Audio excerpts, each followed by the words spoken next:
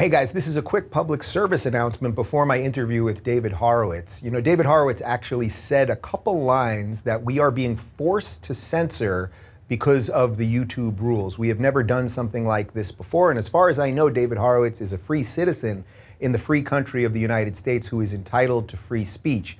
That being said, I can't risk having this channel deleted from YouTube, and that basically is what would happen if we went ahead and aired it unedited. So you will hear some bleeps in this interview. If you would like to hear what David Horowitz, a free man in a free country, actually said, you can check out the full video at rubinreport.locals.com. And quick shout out to Susan Wojcicki over at YouTube. People go along with the crowd. It's survival. When I was 35 and left the left, I lost every friend that I had in life. And I had to start all over again. And when that happened, it seemed impossible. But I've had a good life afterwards, so it's possible. But I think most people are just afraid of losing their friends. That's pretty much. And that's why the left is so vicious in the way it characterizes its opponents. And, because of that, it keeps everybody in line. They don't want to be called racist and white supremacist and all that.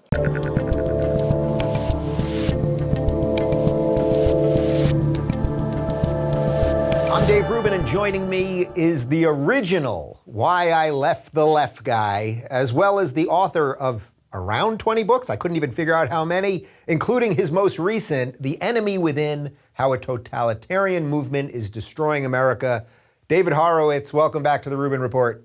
Thanks for having me, Dave. I'm glad to have you back on. So first off, you've written at least 20 books. I mean, do you even know at this point? No, I actually don't. But it's like that. I've written like 4 in the last 2 years. Yeah, you are a prolific writer. I have many of your books on my shelf. But let's quickly, before we get into the new book, and you've predicted, I mean, you really have been right about so much. And I wonder if that makes you feel good or depressed. But before I do anything else, you sort of are the original Why I Left the Left guy. For people that haven't seen our original interview, we'll link to it down below. But you sort of 30 years before me made that move. I suspect you feel pretty good about it after coming from a family that was communist and socialist and being a lefty, and then finally Reagan broke you, and here you are. It's hard to feel good about being right about such terrible things that have happened to our country. Yeah, I was raised by communists. I was the editor of the largest magazine of the New Left. And I left the left, what I realized, as you did eventually, that it's not about peace and justice. It's a hate America left. These people they're totalitarians. They want to control every aspect of your life down to the pronouns. And that makes them very, very dangerous. It's a crypto religion, as I've said for a long time. They believe in a redemption, but they think the redeemers can be politicians. Please. There can never be a world that's just, because it's made up of people who are the problem. That's the perception of Janet. Our whole saga is told in Genesis in the Bible. Had paradise, it was better than the Green New Deal, but there was only one thing you had to do to stay in paradise, and that was not to want to do evil. And it's mind-boggling to me because of you have all these these television shows about murders, about how terrible people are. If they just showed you the cruelty to animals that people are capable of, you could never believe in a world redeemed by radicals or any mortals. Yeah, well, I suspect that the mortals on the cover of this book are not the mortals that you think are going to get us to redemption. I mean, this is pretty much all of the bad guys right here. But that's the favorite part of my contribution to the book. I designed that cover. There you go. You designed the cover with the headshots of some radicals. Do you believe, is it your position that they all are equally radical? Like, is the Ilhan Omar, say, AOC, Ayanna Pressley thing or Rashida Tlaib thing, is that as Is that more radical than, say, Pelosi, Schumer, Biden, or is it all just the same thing at this point? Thing in the left, and that is that there are very few serious people. We're living on so much misinformation and ignorance. So I think, people go along with the crowd. It's survival. When I was 35 and left the left, I lost every friend that I had in life. And I had to start all over again. And when that happened, it seemed impossible. But I've had a good life afterwards, so it's possible. But I think most people are just afraid of losing their friends. That's pretty much. And that's why the left is so vicious in the way it characterizes its opponents. And, because of that, it keeps everybody in line. They don't want to be called racist and white supremacist and all that. I think the sad reality is that we're in the early stages of a fascist state. And I use that word advisedly. If you think of I just lost a friend of 70 years, Ron Radosh. I wrote a story about it because I questioned the election results in 2020. I lose a friend of 70 years when there's all of these irregularities that are obvious and when nobody has done an audit of the election. And when the Democrats have challenged every Republican presidential victory since 2000, 2004, of course, the Trump election. And then if you look what happened on January 6th, this is the great crime of conservatives. First of all, Trump's speech, basically, he said, not basically, literally, in so many words, he said, I want you to protest peacefully and patriotically. I want you to stiffen the spines of weak Republicans who are afraid to challenge this election result.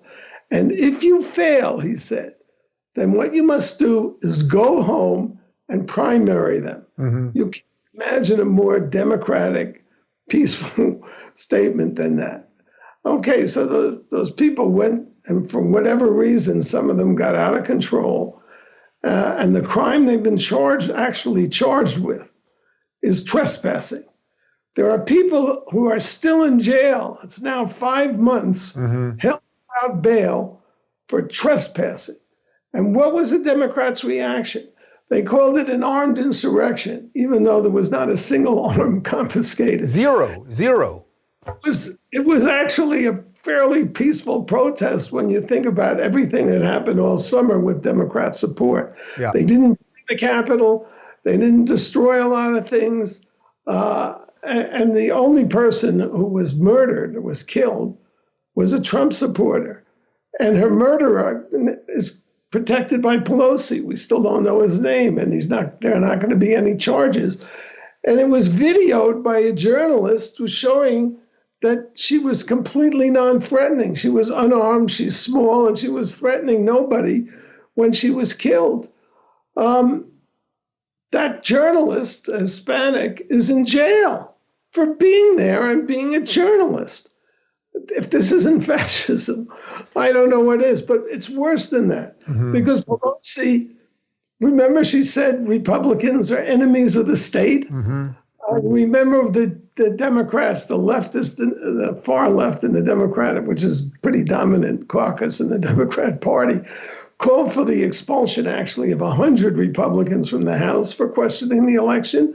Josh Hawley and Ted Cruz were singled out by the Democrat leadership to be removed from the Senate because they questioned an election, when the Democrats have done this every election in recent memory. Hillary Clinton still has a tweet up right now about the illegitimate presidency of Donald Trump. Yeah, exactly. They never accepted Trump. Yet this is supposed to be a threat to our democracy that you raise, and anybody who's looked at the evidence knows that there were humongous irregularities, to put a nice term on it, during the election. But then Nancy Pelosi orders 25,000 troops into the Capitol at a cost of $500 million for a non-existent, non-specified threat. What is that but to send a message to conservatives that they're gunning for us? Then the head of the military orders a 2-month stand down to conduct a witch hunt of so-called extremists in the military, then in the Capitol Police, then in Homeland Security. Then the Justice Department announces they're going to allocate $89 million to investigate extremists, meaning conservatives all over the country. It's so reminiscent of the Reichstag fire. Hitler was elected in a democracy, the Weimar Republic. He was elected chancellor. He gets into power, and the first thing the Nazis do is they burn down their own capital, called the Reichstag, blame it on a Dutch communist, and pass the Reichstag Fire Act to criminalize dissent, which is what the Democrats have been doing ever since Donald Trump was elected, criminalize dissent, and establish the Third Reich. One thing that my book, The Enemy Within, does is I document, if you look at the Democrats' agenda, it's not about getting rid of Trump. It's not about winning an election. It's about establishing a one-party state. Stack the Supreme Court, that's to abolish the independent judiciary, abolish the Electoral College, which was designed to force presidential candidates to compete in battleground states where they didn't have a majority, thus force them to compromise. Our whole system is built on compromise. That's why we've only had one civil war and no successful coup d'etats. The Democrat program is a fascist program. There is nobody, the only Republicans who are legitimate are those, like Liz Cheney. Right, they love Liz Cheney now because she's a pet. So you lay all of this out in the book. It's quite extraordinary, actually. And as I said, you've been right about a lot of stuff way before a lot of people. So what do you think the average conservative, and I now use that term in a broad sense, if you believe America is good, you're a conservative as far as I'm concerned. What do you think the average conservative can do to fight this? Because it feels like the deck is completely stacked against us. Well, Republican conservatives have been asleep for 50 years while the Democrats have taken over our culture. I wrote 5 books on the universities that one of them people paid a little attention to, but the Republican, and I organized academic freedom campaigns, and I got no real support out of the Republican Party. But between Obama and, I call him the Alzheimer puppet, and Biden, one of the nastiest human beings on the planet. I don't know how he gets his reputation for being a nice guy. They've begun to wake people up. And Donald Trump has given our country and patriots a great gift. And that is he has created the first mass conservative movement in our history. When I came into the right in the mid-'80s, 40 years ago now, looked around and said, where's the ground army? All my ex-comrades on the left, they had 100 organizations or 200 to harass and threaten and defame politicians until they got into their program, and corporations. Why are corporations involved? Corporations are basically cowards. They don't want to lose customers. That's their bottom line. But if you harass them enough, they will respond. And it's interesting, already the backlash has caused them. Disney just pulled back its racist program. Right. I long to see people get in the face of teachers, of principals, of superintendents of schools, of school boards who are indoctrinating their children in hate America, garbage. And we're so backward. I was watching Fox, and they're talking about the 1619 Project, and they're talking about the 20 slaves. But weren't slaves. I mean, I've read Nell Painter, who's a black leftist Princeton historian on this subject. They were indentured servants. And slavery was actually outlawed in Virginia in 1619. And Virginia wasn't America in 1619. It was a British colony. And this is supposed to be our founding, according to these liars. And yet, if you look at Fox, they're not saying, they don't know the facts. Right. To be clear, we were not a nation till about 150 years later. So the idea that the nation was founded on something that happened 150 years before, when everyone was dead, seemed a little odd. Exactly. It's just terrible. So what does the future? I want to see a sit-in at the headquarters of Twitter to don't see their censorship embarrassing them. That's what's really needed. And I see the stirrings of it all over the place. There are people organized, particularly in the schools, and that gives me hope. Yeah. Do you think, though, that since you brought up Twitter, that the big tech part of this is the part that makes the asymmetry so out of whack? It would be one thing if it was slightly out of whack, but now the way we get information is so tilted that people can't coordinate properly or can't even get the information properly or agree on what's true. Change is coming. The one thing about tech is it's always changing. And what's it called? Substack already is a media outlet. It has a lot of people who are second thoughters like you on it. People with impeccable leftist credentials who are really upset about the cancel culture. And just the terms we use, cancel culture. It's book burning. It's what the Nazis did in the 30s. You can't just burn books today because you got a digital universe that you can't. But that's what it is.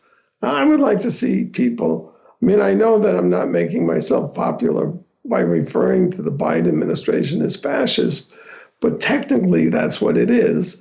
And I tell you, if we don't stop them, they will put us in re-education camps. They've already telegraphed that conservatives are Yahoo racists who have to be reprogrammed. Do we get to share a gulag as the Why I Left the Left guys? That would be nice. That's very probable. Very probable. Great. Gulag, by Solzhenitsyn's Gulag Archipelago. That book really moved me at the time. Yeah, well, I toured with Jordan Peterson, and he often brought up the Gulag Archipelago for the same reasons. I always thank my lucky stars for Jordan Peterson. Otherwise, I'd be feeling guilty about all the things I wasn't right. Go ahead. One part I would like to mention is the chapter on chapters on the blacklist. It's very, very serious. I'm not going to name the outlet, but I wrote this article about how Ron Radosh had joined the fascists and slipped a knife between my ribs. I've got the piece right here. Yeah. Okay. And I tried to place it with a very prominent conservative media site, but they're also on Facebook. If you're a big media site, you got to be on all the platforms. And they said that Facebook would would just close it down if it appeared there. People have to understand we are in the early stages of a fascist state. America is no longer a free country. Its freedom is hard won by courageous people like yourself who are willing to stand up and take the slings and arrows. So what do we do then? Okay, so we can sit in at Twitter. I know you're a fighter. You've been doing this for a long time. What do we really do? So is Trump the only thing that can save us? Do we need the return of Trump to lead the Republicans? It ain't going to be Liz Cheney. Here's what I think about Trump. People are talking about Ron DeSantis, whom I admire, and in my blacklist story, I tell how they used first. They call me a notorious racist. Then because he spoke at my events, they use that. And when I say they, I'm talking about the so-called liberal media. Yeah. New York Magazine, the Washington Post, use that to try to taint him and destroy him. And he has a delivery, which a lot of people think is, more user-friendly, shall we say, than Trump's. And I hope he's on the ticket, actually. But the reason that I believe that Trump is bound to be the leader is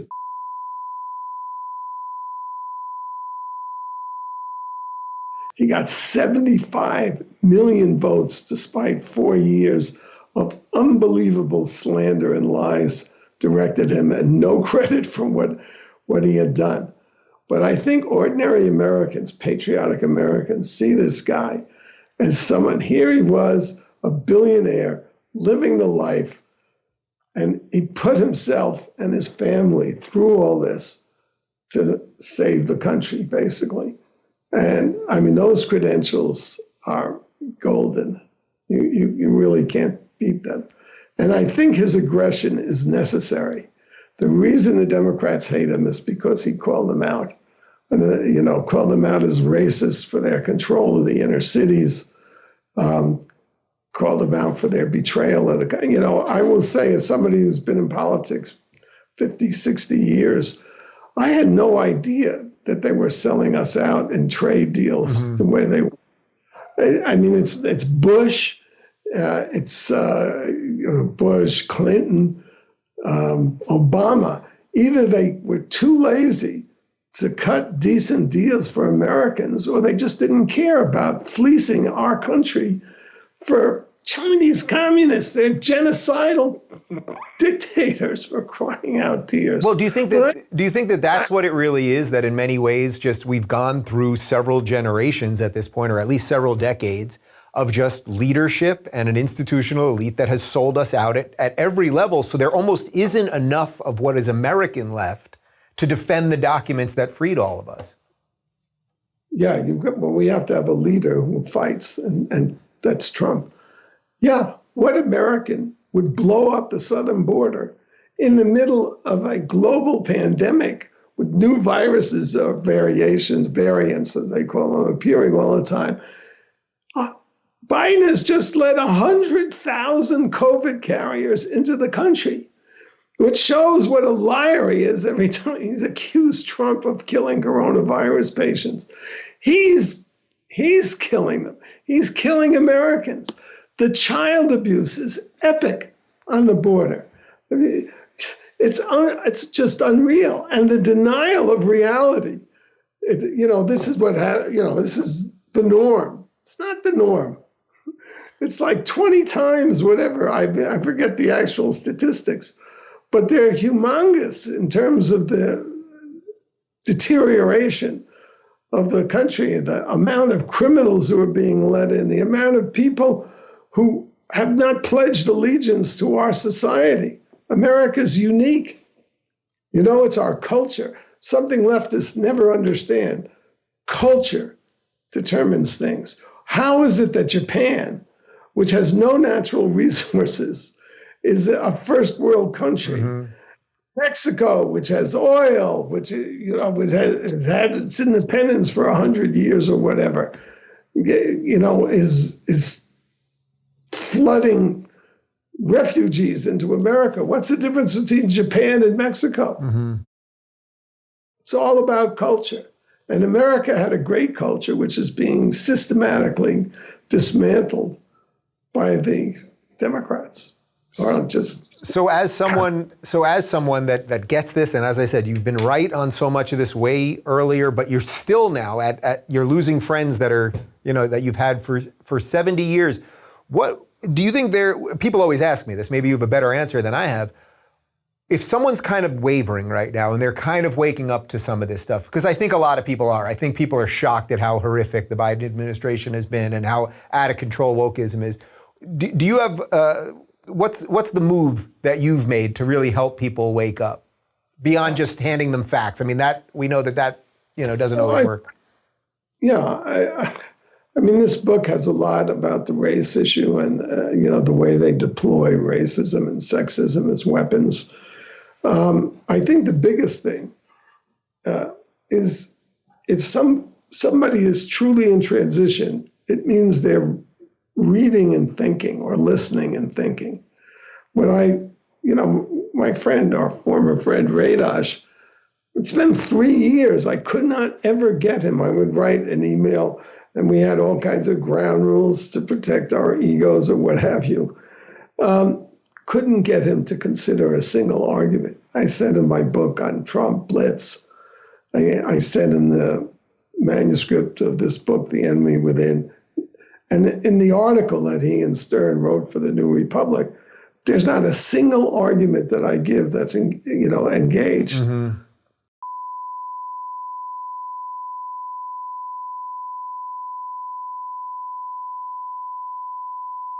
You're really trying to get me booted from YouTube, huh? If I try to think about those things, I try never to get people into situations that they can't handle, but I know that you can handle it. And I can't. Thanks, David. I can't clip my wings. Fair enough. Look, I don't bring you on to clip your wings, and I'll deal with those guys. Everything rests on creating or energizing this mass movement and directing it to protest this, taking back the Congress, dealing with the tech companies. Trump was in power for 4 years. It's like Republicans. For a decade, they said they're going to repeal and replace Obamacare, and they never did.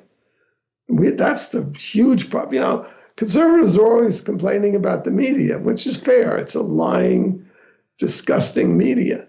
Racist, CNN, they're just filled with liars and racists, and not to mention MSNBC. But the real problem is the politeness of conservatives. Yeah. Conservatives are being called white supremacists, white nationalists, traitors, enemies of the state,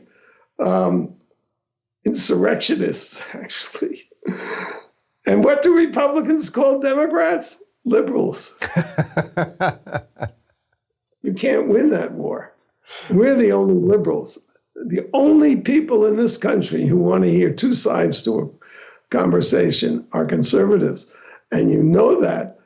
All you have to do is turn on Fox or Newsmax, the conservative media. They're always entertaining the other side because I think conservatives are confident we can win the arguments. We're not afraid of them. And if we're wrong, we're capable of changing our views on the subject. David, defending my liberal beliefs has become a conservative position. Listen, it's always a pleasure talking to you because I love the fact that people did this before me and people will do this after me. And I appreciate all the fight. And you fled California, so you left me here. So I hope to see you one of these days, but I am guessing it's not because you're coming back here. No, you'll be on your way to Florida or some other haven, Texas, and you can stop on the way and visit me. The book is Enemy Within. Thank you so much, David. We'll see each other again on your podcast because I got another book coming out in the fall. Naturally, I will gladly have you on. Thank you, my friend. If you're looking for more honest and thoughtful conversations about politics instead of nonstop yelling, check out our politics playlist. And if you want to watch full interviews on a variety of topics, watch our full episode playlist all right over here. And to get notified of all future videos, be sure to subscribe and click the notification bell.